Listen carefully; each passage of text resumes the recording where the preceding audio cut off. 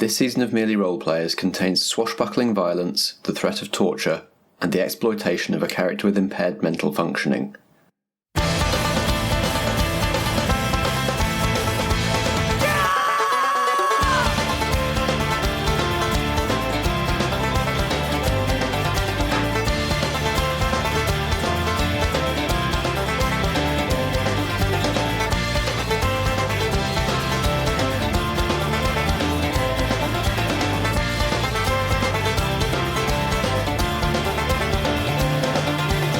Welcome one and all to Merely Roleplayers, where theatrical people play role-playing games.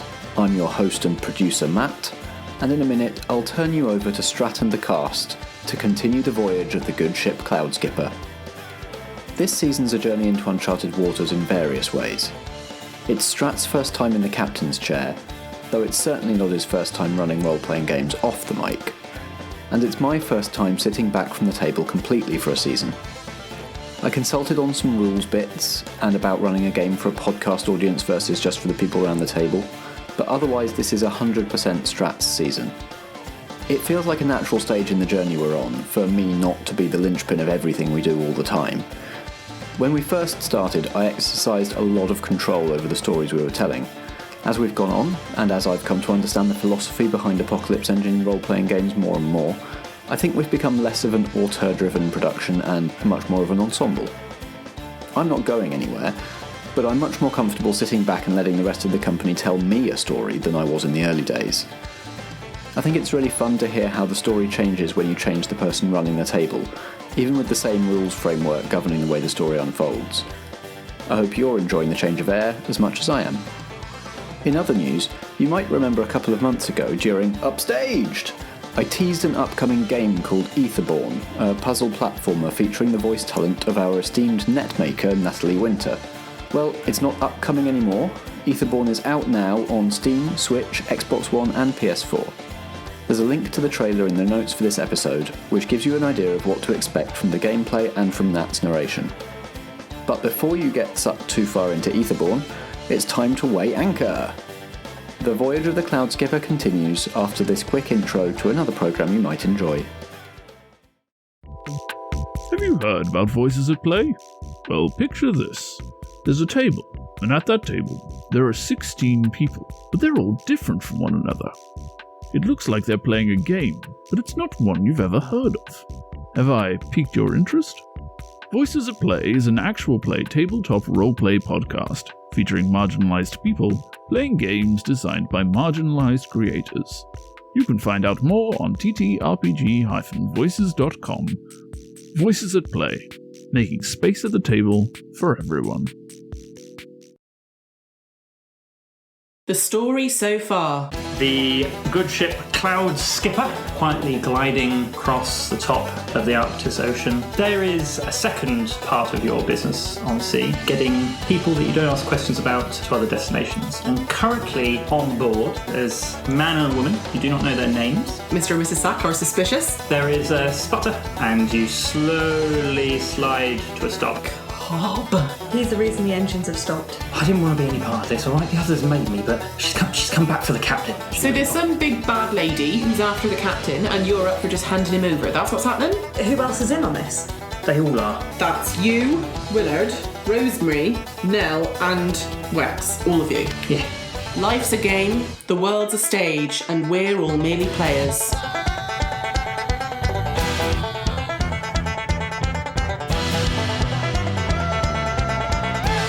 What side of the ship are we on? So you are kind of in the centre, down below, kind of centre. The engine room is probably kind of in the middle, along with the kitchens where the most space is. We've not just had the harpoons just come in right next to No, although that would be pretty cool.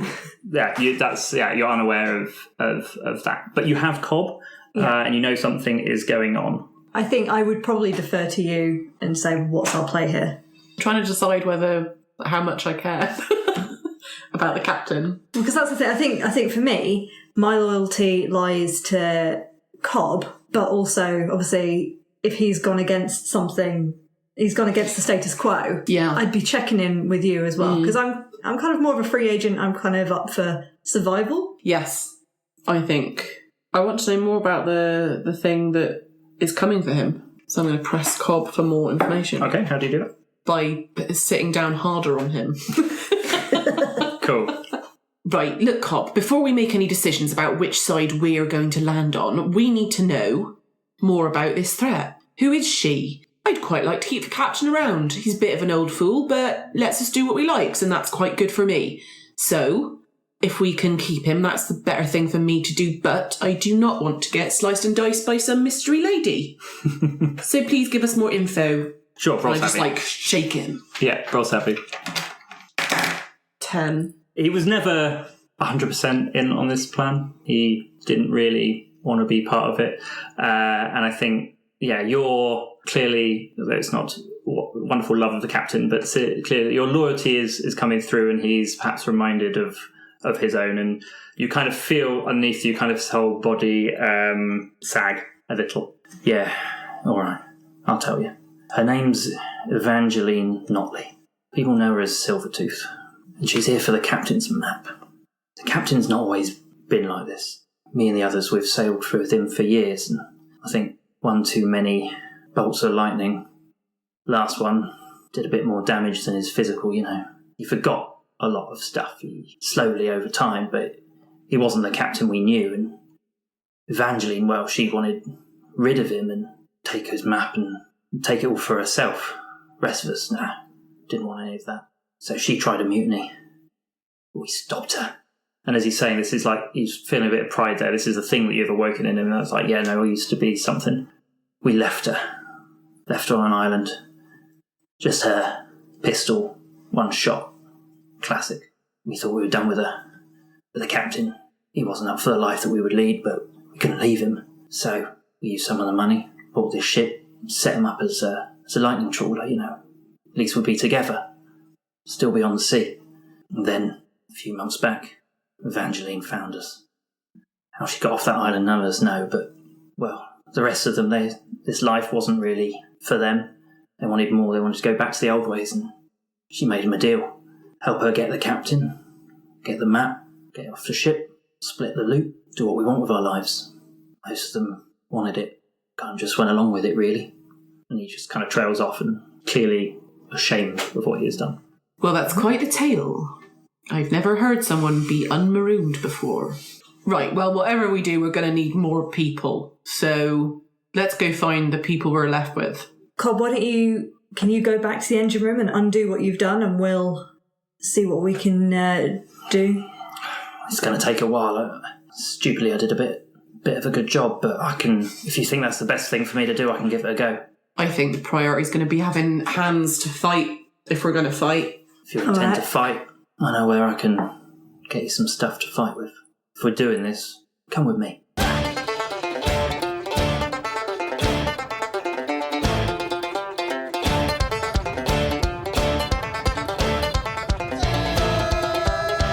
What's going on, Chris? You're being led up to the dock, and Alex, you are heading down, and there is only one way up. So, you are going to be running down, and you see coming towards you Chris being flanked by a very large man. Oh, hello, Alex. I've got a new friend. How are you? I'm running full tilt because I'm going. So I just go. Oh, I'm not too bad, Starkey. Oh, pleased to meet you. Yeah, you the guy who had on board, aren't you? Yeah, bye. And I just run past him. Or attempt to. Yeah, this big bloke is attempting to is going to hold out a huge arm. And essentially attempt to kind of clothesline you as you run past. So how do you react? I'm gonna try and slide under his arm, basically. Slide under his arm and then down the stairs. Okay. Roll flair. Seems like a pretty flare thing to do. Son of a gun. What did you roll? A mighty 5. Is that 3 in a row? Yep. So I think the upside of this with a total and complete failure is you do slide, and you slide under his arm. As you slide under, his arm just comes down and grabs you by the collar. And then he's just going to keep on walking, and you're just being dragged back up the steps the way you can. Boom, boom, boom, boom, boom, boom. And you're going to drag up. I start making an awful lot of noise because I've run out of plans. So Sure. I'm being dragged. I know that I'm pretty much for it. I just want to create basically the loudest amount of noise that I possibly can. Absolutely. Yeah, I think people on board would hear. But you and Chris are led up. You see Willard and Rosemary up on the deck. They have attached to the ropes in your absence two kind of like, not baskets, but something essentially like on rails, like a wheel to go down these ropes. It looks like so you put something or someone in it, and you can then zipline it down somewhere. Alex, because again, I'm sorry of your total failure, you're going to be whacked up against a mast and your hands tied behind your back. Chris, you are going to be then led to the second mast of this ship. Seemingly, the intention is to do the same with you. How would you like to react? Oh, Master Willard. Oh, I've been looking for you everywhere. I've wanted to, ever since I heard about the captain's predicament, I've wanted to find you to join your team and join your little merry crew, because I've always wanted to be a real pirate. And yes, and I've always looked up to you, Willard, you know that. We've worked together for a long time, you and I. Is this deception? I am getting there. I want to just get out of this person's grip. Okay, roll cunning. Ooh, that is a 6. Where's the fails, man? No, 6 is a fail. Oh, so yes. you get a +1 or an element. Willard is just going to kind of chuckle and go, why on earth would I ever need someone like you on my boat? Okay, Don't try and con a con man, son. All right, bitch. I'm going to use my yoink ability. Okay, so yoink is you've pocketed something earlier in the scene. Yeah. So these people are clearly well armed. So I would say... Could I have nicked it off him? Yeah, maybe as you're going On my way past, up? or while... Off the giant man? Off the giant man. Yeah. Absolutely. I will try Like to take his little pistol. Is this a backstabbing as well? You are crossing people, but no one... They don't think you're on their side. Yeah, they've never Because you thought that. failed with the deception of trying to good point. convince him. Sure. Yeah, there's no backstabbing Come to be done. on, pistol. Boom, baby, baby, baby. That's a 10. So, yeah, what do you do? Stand back, you three. You, woman, chuck that overboard. She's got a pistol in her hand, right? Yeah. So I say, right, actually, chuck it here. Come on, slide it along. She's going to kind of look at Willard and he'll nod and she'll put up and kicks it. I've got both of them. I'm like, right, you three. I've got my hands full. You just stand there, stay there. And I was out, the hell? So weakly and quietly like that. Progressively louder. And I tread back to Alex as I go. Yeah. And in the back pocket of my leather trousers, there is a knife. Yep, you have your knife. pocket knife, yeah. And I sort of waggle my bum up to Alex's hands, still pointing the guns at them. Okay. And I sort of pass my knife to Alex. To Alex, so right. he can cut his hands free. Okay, cool. So you are attempting to extricate Alex. Yeah. Natalie and Ellie, you are following Cobb. So Cobb is going to walk you back to the engine room.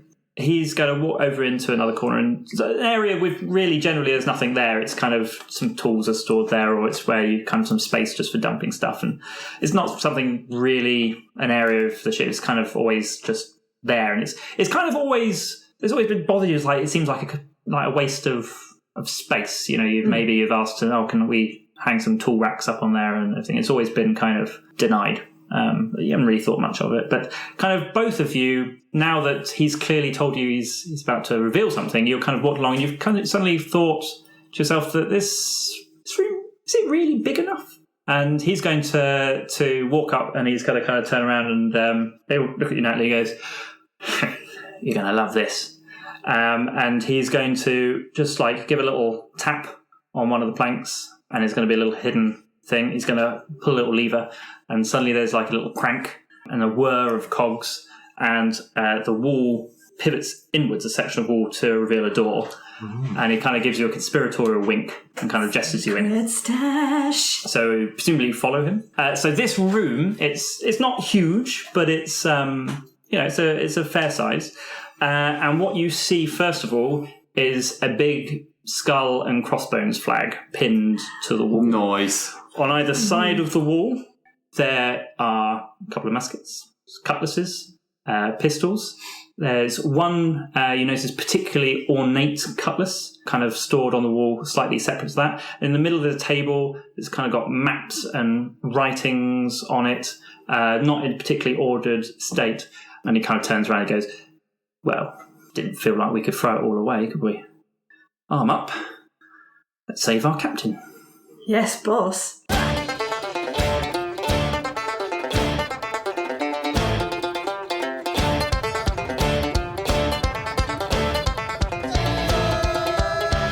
So you have a little armory all of a sudden. You have an option of what arms you can have. So everyone can have a cutlass if they want, but you can have like one gun type. You can't have one of everything.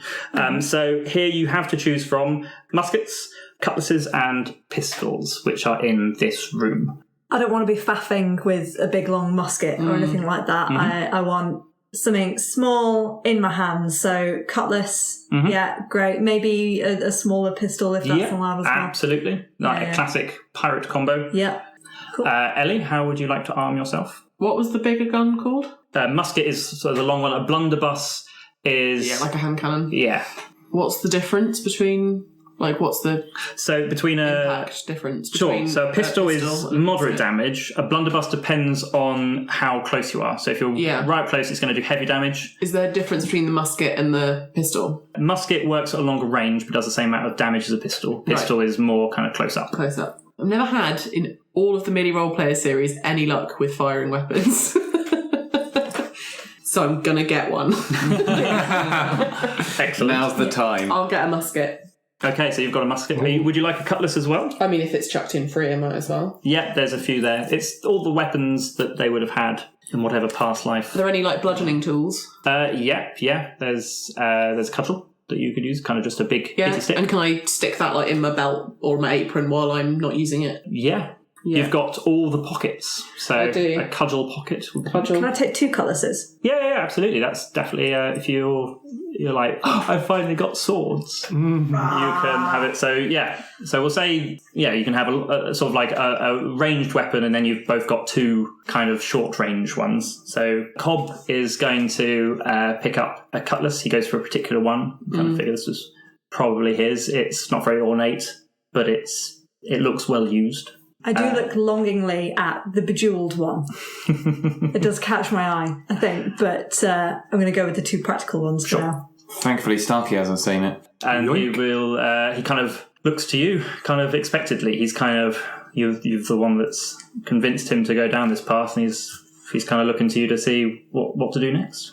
I guess we've got to find out where everyone else is. So... I think that's a perfect opportunity. Also, you did hear a lot of noise from me. I think the noise you heard was Alex's racket. Yeah. So this kind of tooling up that has been going has probably been going on while they've been being captured. Okay. Yeah. So we're going to head in the direction of the noise then. Yeah. So you know stuff's going on. Probably because we assume wrongly that that's where the captain is. But that's what I think as well this might partly play into the quick to anger kind of feeling of, right, I know there's something going down, let's grab some weapons, let's go. Mm-hmm. Go. Fired up. How are you going there? You running full pelt? Kind of a light jog. Okay, but you're not trying to. You're not sneaking. Is the thing. We're not sneaking. No. You're going in. Going hard. Preserving energy, but going in with purpose. Yeah. Excellent. Okay, so you guys barrel down the ship up the stairs on the thing, and yes, you come up onto the main deck to see Alex tied to a mast. Chris somehow holding 2 pistols and rubbing his bottom against Alex. And you see he is pointing those pistols at Willard and Rosemary, who both have their hands up. You found Cobb, I see. I found something else. What's going on here, guys? Untie him and then we'll We'll have a little chat, shall we? Willard?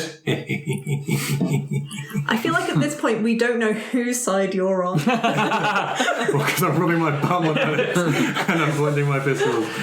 We know for sure who's on the bad side, though. That's true. Yeah. So right. I think I'm going to go straight to swipe my cutlass at Alex's ropes Cool. so that he's freed. So your ropes fall away. You're free. I pass a pistol to Alex. Oh, sweet. So you have a pistol. So you can mark that down. One pistol. Chris, you might want to mark down. You've got one as well. So you're pretty tooled up, and you seem pretty confident. And these two people that you know are kind of stood there. They don't look that worried right now. Where's the big dude? The big dude is also the big dude is also there. So he's he's one of the three. They're kind of seems to almost be waiting more than anything. And there's a big basket, you say, to one side. It's on the ropes. Yeah. Connected to the ship. And we can't see where those ropes lead to. And as you're stood there with everybody kind of looking at each other, you hear out of the fog somebody whistling.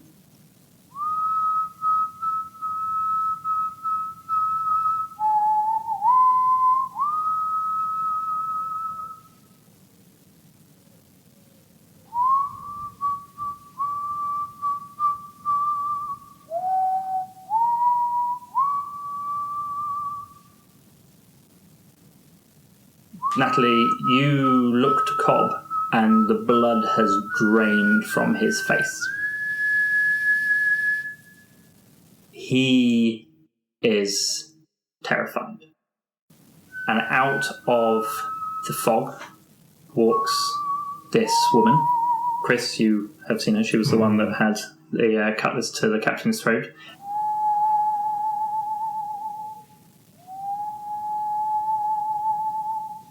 She is very kind of elaborately dressed. She is spotless with this kind of long purple frock coat, all kind of beautifully trimmed.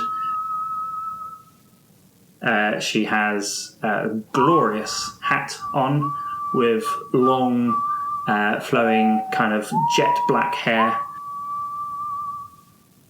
She has a small scar just across her face. She is the one whistling.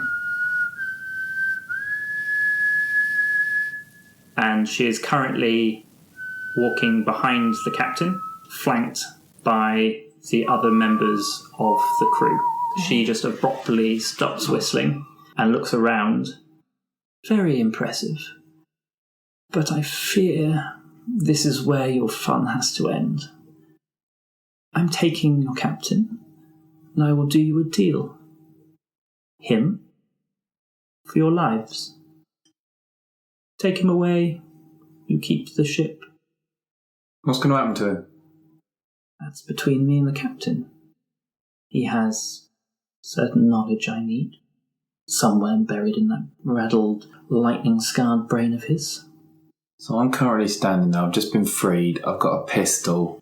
How many people are there? So it's us lot. Mm-hmm. So there's you four and Cobb, and on the other side there is her, Willard, Rosemary, Ormond, the giant man, and Nell.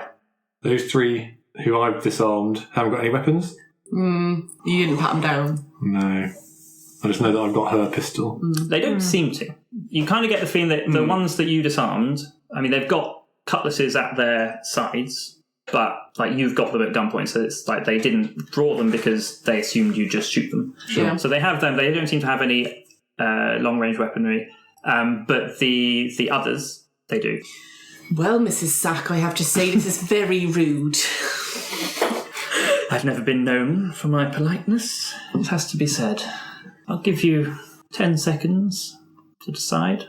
I'm leaving this ship with your captain. The choice you get to make is if you watch me go.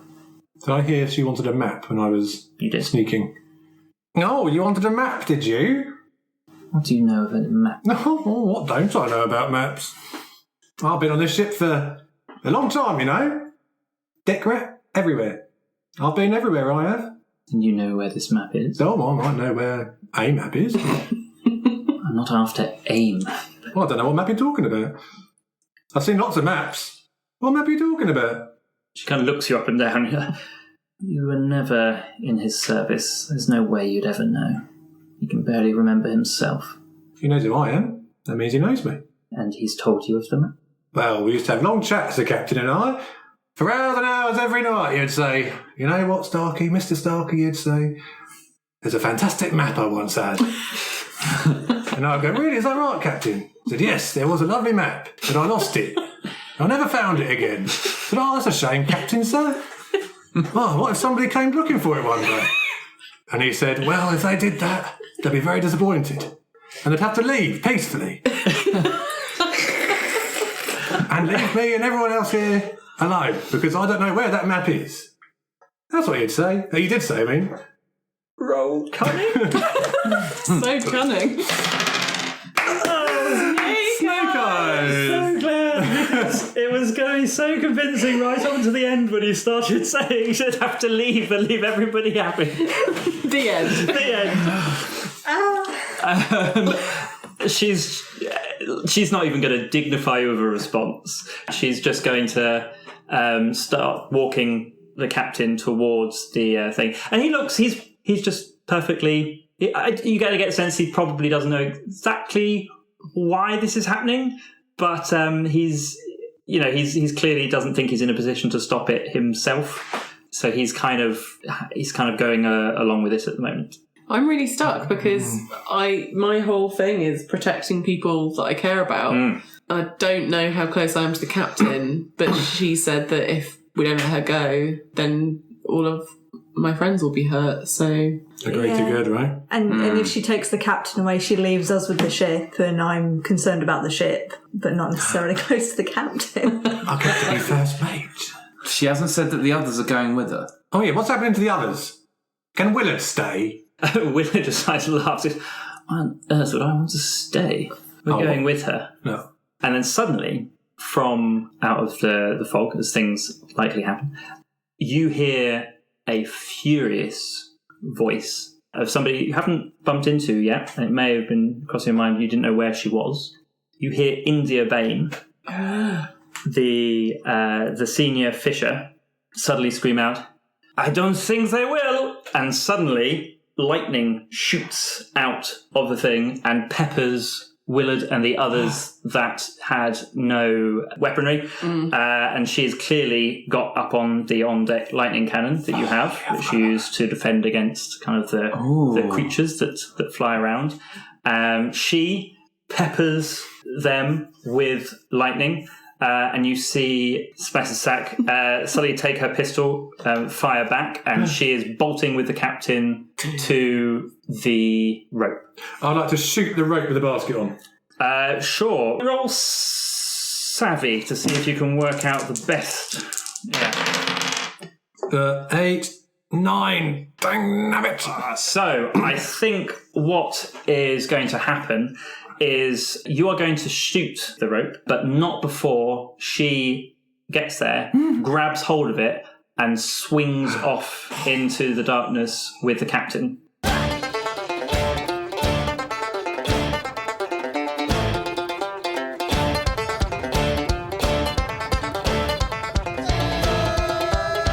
The others are looking like they might want to follow suit, but they can only go one at a time. Who's been hit with the lightning? Has anyone been hit by the lightning? Yeah, so Willard is on the ground, the first mate, holding a wound. Yeah. And the big guy has, well, but he seemed to shrug it off. Rosemary managed to leap out of the way. Okay. I am going to shoot Rosemary. Kind of annoyed at what she's done earlier, so I run up towards her. I'm going to shoot her with the mind to kick her off if she is able to be kicked off. I don't understand what you mean. You literally kick her off the boat. You want to physically kick her with your foot? Kick her off the boat, yes. Sure, roll Burley. But I'm shooting at her first. I think you could do one or the other, not both. Okay. So if you are going to try and kick her off, that's going to be Burley. Yeah. And if you want to try and shoot her, that's more of like a savvy move because you're taking aim. Okay. I will attempt to kick her off. Go for it. It's going to go horribly wrong. 7, mixed success. Cool. So You just kick her. No, you kick her, and she does go over the thing and manages to grab hold of the rope that is the remaining rope that's harpooned in there. There's not much she can do now. She is hanging above a very, very, very big drop. But you have taken somebody out of action. Still on their feet. Willard, I think, is quite badly wounded, and he's dragging himself over. The burly man, having seen Evangeline go off, he's making moves to go. The other members of the crew are now going to take more fire from India. So they scatter. A few of them seem to get hit. Ellie and Natalie, what would you like to do at this point? Does India know that we're not the ones that have tried to kidnap the captain? Yeah. There was a clear divide of people. Sure. So she's... Good to know. Yeah. She is aware. Okay. I guess between her and Cobb, they're kind of the most senior people on our side now, and if they're attacking, then we're attacking as well. Or I am, at least. What are you doing?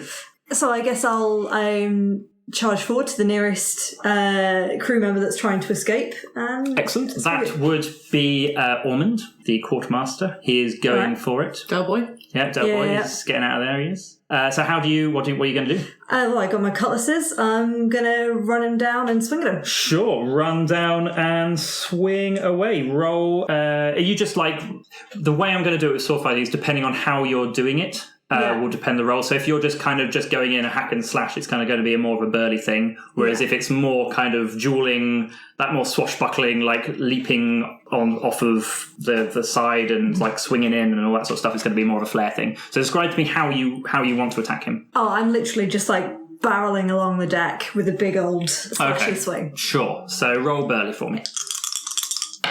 10. Yeah, you hit him and you hit him hard. How are you going to do this? I feel like at the moment I'm not going in for a killing blow just yet, so I probably go for a slash to the leg, give him a nasty cut to get him down on the floor. Sure. With more, because I'm dual wielding, so that's with the right arm, and then the left hand is going to bring the pommel down on his head. Oh, right, yeah. So he's out cold. Nice. He is out cold. He has got... No accidental skull caving in on this occasion. No accidental skull caving in. No, that's only on a failure. Thing of nightmare. But yeah, you have taken him down. Even if he were to wake up, he is going nowhere fast. Ellie, Natalie's just run in and sort someone out. Yeah. Cobb is yet to move. These are, despite everything they have done, his friends. Yeah. He has known them a long time, so that original, let's go and do it, is kind of dampened a bit by the actual reality of what's about to happen. But who's left up? So left up... Giant man. Will be, the giant man, but he's running towards the... escape. Yeah, he's trying to escape. So there's giant man. Ormond is down. You have Nell, who's the helm's person. And Rosemary is off the side. Yeah, and what's happened to Willard's on the floor. Willard's on the floor. He's got a lightning injury. Yeah. I'm really tempted to just run at the giant man. Yeah. Up to you. All right, I'm going to say, come on, Cobb, let's get him. And then we run. Oh, he's also Cobb says... Yeah, let's do it. He's like, this isn't one of my friends. He's more things. So tell me how you want to attack. How you want to attack as a pair. What kit has Cobb got on him? Cobb has got a cutlass and he's got a pistol. Okay, right, Cobb, here's what we're going to do. You're going to have one of them fancy dandy slashy fights with him to distract him, but keep him at good distance, and I'm going to try getting a shot in. Okay, cool. Right, I get you. So hopefully they're going to be standing at 2 cutlass widths away from each other, and I'll be able to take a shot. Sure. With my musket. Yeah, absolutely. So he's going to... And probably kill Cobb, because that's how it always goes when I shoot guns. He is going to run in. He's going to draw his sword. And the big guy doesn't have a sword. So, that's a problem. But what's going to happen is he's going to be swinging at him. And Cobb, essentially, for a big man, he can move pretty quick. So rather than them being a ching, ching, ching, he's more dodging the blow. So he's distracted. So you're going to get that kind of distraction in. So he's not expecting to be shot at. So you can roll savvy for the shot, and you get advantage because you have got Cobb as a distractor. So you get to roll 3 and take the top 2. Okay. Okay, I'm taking that 1 away, and I've got 12. Yes. Right, yeah. So, what were you aiming to do with this shot? What's going to happen to this guy? I mean, I want to hurt him as much as I can. Okay, so I think he's not a mook. This is a serious guy. So he has slightly better stats than other people, and he's also a giant. But I would say with that roll, he is going to take a point of serious harm. Ooh. So where do you hit him? I think a leg would be good because then he's less mobile. Cool. So essentially, you kneecap him. Oh, that's what this is. That's a Helen Stratton move. That yeah, it is. Yeah, yeah, absolutely. Awesome. The shot goes off. Suddenly he kind of gives a grunt. He goes down to one knee, and we'll say the result of that serious injury is he's going to have a hard time escaping. Good. Nice. Yeah. And with that, Cobb is going to see that he's going to kind of look to you and just kind of go, yeah. It's like badass cook. I'm going to look really pleased with myself and then just reach in my pocket, get out a snack and eat it. Real smug. And what he's going to do now is run and go for who is the person that is still up? Nell. So Nell's nearby, and he's just going to point his sword. It's like, I don't want to do this, Nell. Don't. We can still stop her. You've got someone hanging on a rope. Mm-hmm. You've got the big guy. He is pretty much, for all intents, out of it. You've got Nell there. The rain of lightning seems to have stopped. I think India has realised that her job was to give you an opening, and now it's probably not a good idea to continue to spray lightning into it. She's pretty kick-ass. I'm excited to talk to her. So I think what is going to happen is that Nell, who was on the rope, she is going to have managed, while this is all happening, to climb into the kind of basket thing. It was Rosemary on the rope. Oh, sorry, Rosemary was on the rope. Sorry, Nell's on the ship. Rosemary's on the rope. So Rosemary's going to manage to climb into this kind of basket thing, and you see her about to kind of push off and zip down. She thinks that this has not gone well. Most people seem to be in a bad way, and she's getting the hell out of there. So would any of you like to react to that? Yes, please. Cover ropes! That's what you need to do. At which point, because I'm going to be standing quite close to her, because I kicked her over there, I look her dead in the eyes and say, sorry, I was such a disappointment, and shoot the rope. She just kind of looks at you, her mouth drops, you fire, the rope severs from the harpoon, and there's a beautiful Wilhelm scream as she plummets.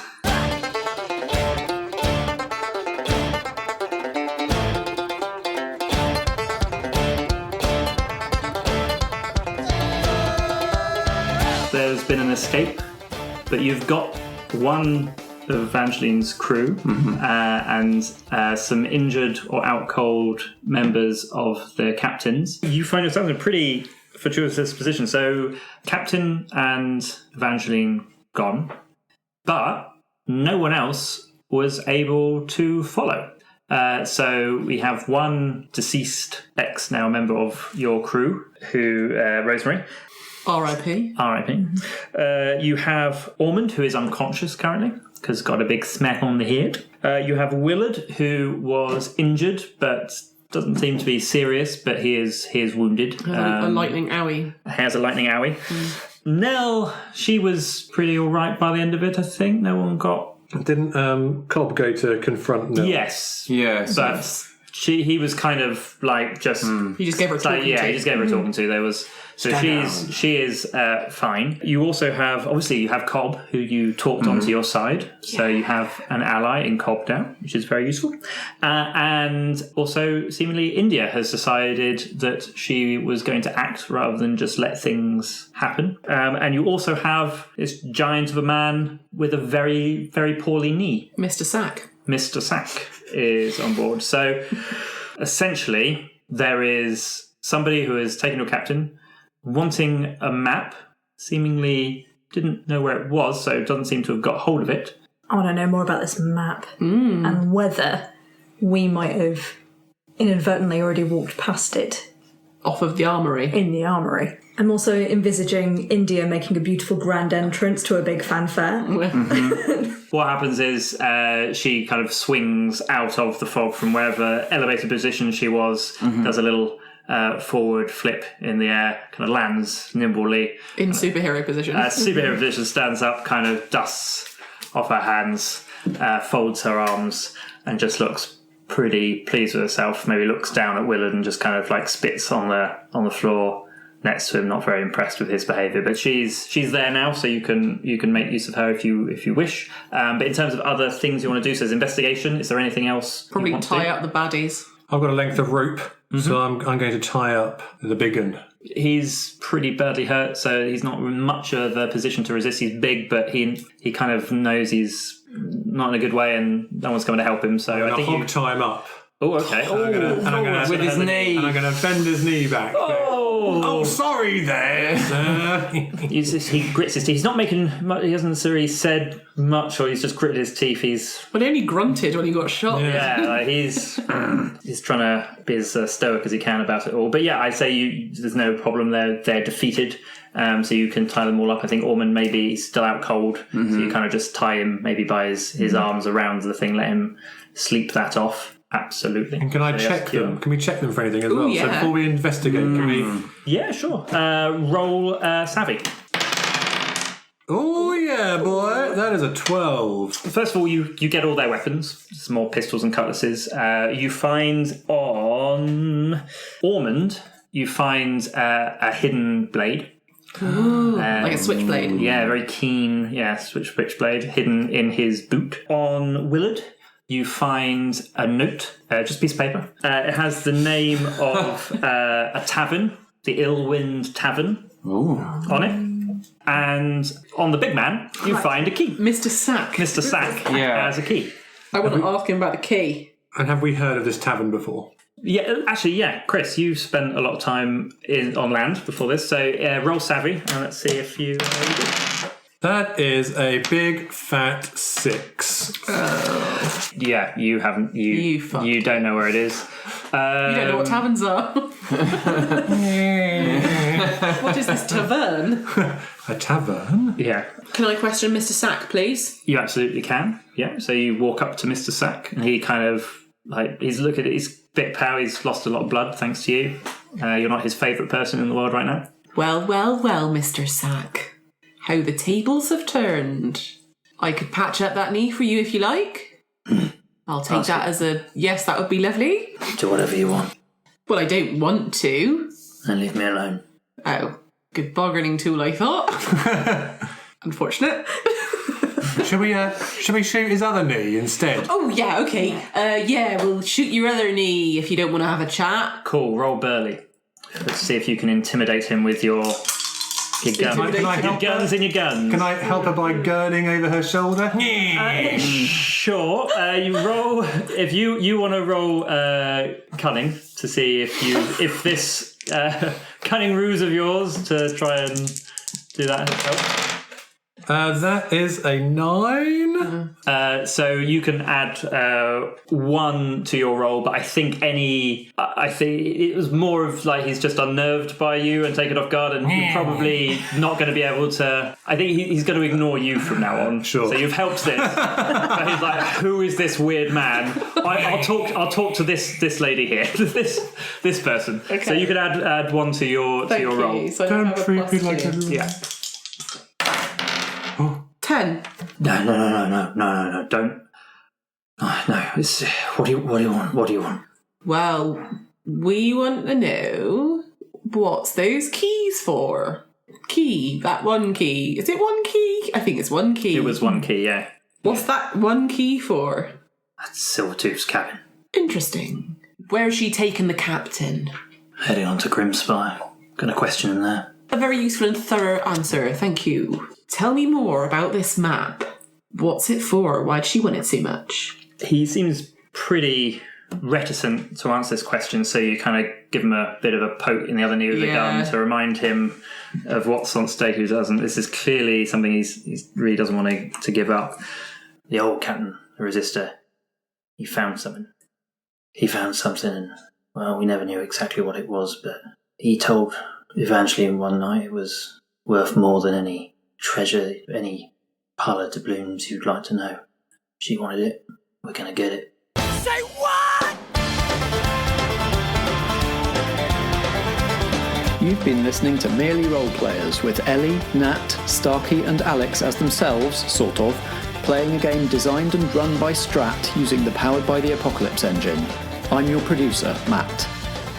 Many thanks to Smoky Bastard and their label Bomber Music for the use of this season's theme song, Mong Some Hoof, from the album Tales from the Wasteland. Go to bombermusic.com or search for more from Smoky Bastard on Spotify. If you enjoyed the programme, let us know with a review or rating on Apple Podcasts, Podchaser, Listen Notes, or wherever you do your listening. You can also find us on Twitter at Merely Roleplay and at facebook.com/merelyroleplayers. Merely Roleplayers is an independent production in association with Blackshaw Theatre Company. Join us for more drama next episode.